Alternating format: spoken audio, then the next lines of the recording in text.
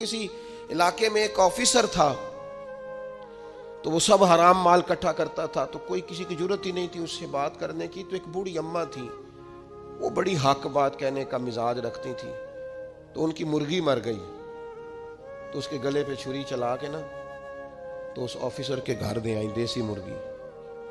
تو وہ شام کو شکریہ ادا کرنے آ گیا، کہنے لگا اماں کمال کر دیا، دیسی مرغی تو کوئی کسی کو دیتا ہی نہیں۔ کہنے لگے بیٹے نہیں، کمال والی بات نہیں، مر گئی تھی۔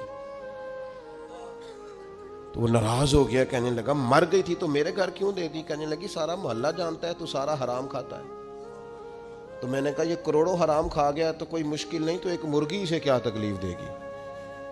تو وہ اللہ نے اس کے دل میں بات ڈالی، اس کو اثر ہوا، وہ رونے لگا، کہنے لگا بات تو ٹھیک کر رہی ہے، کروڑوں روپیہ حرام کا آئے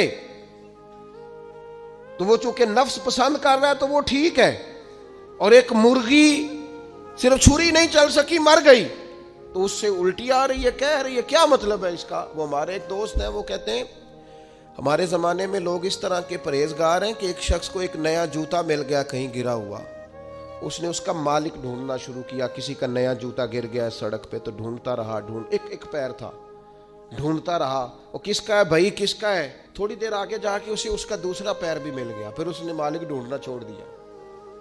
پہلے وہ نیک تھا کیونکہ ایک جوتا تھا نا، پہن نہیں سکتا تھا، جیسے ہی اسے اتنی تکلیف کی بات ہے امت مسلمہ میں، نفس کی خواہش کو خدا بنا لیا، جو تیری طبیعت میں آئے ویسے ماں باپ کو تو وقت نہیں دے سکا، ویسے اگر تجھے کہا جائے کہ ماں باپ کی طرف سے کسی یتیم بچے کا خرچہ اٹھا لے وہ تو نہیں اٹھا سکتا، تیرے ماں باپ چلے گئے ان کی وجہ سے تو کسی غریب بہن بھائی سے تعاون کر تاکہ ماں باپ خوش ہوں، احسان ثواب وہ تو نہیں کر سکتا، دیکھے چیلم پہ 50 پکیں گی، کیونکہ پتہ چلے نا برادری کو کہ جناب نے چیلم کیا۔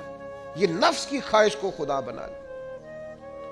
سیاسی افطاریاں ہو رہی ہیں، کسی کی نیت پر شک نہیں، اچھی نیت سے لوگ افطاری کراتے ہوں گے، لیکن وہ گھروں کا بھی تو ہمیں پتہ ہے نا کہ جہاں لوگ آٹا بھی اس لیے تھوڑا پکاتے ہیں کہ کل بھی اس کی ضرورت ہے۔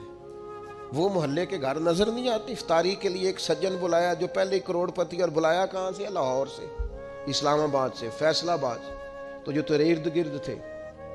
نفس کی خواہش کو خدا بنا لیا۔ بندہ مومن کی یہ شان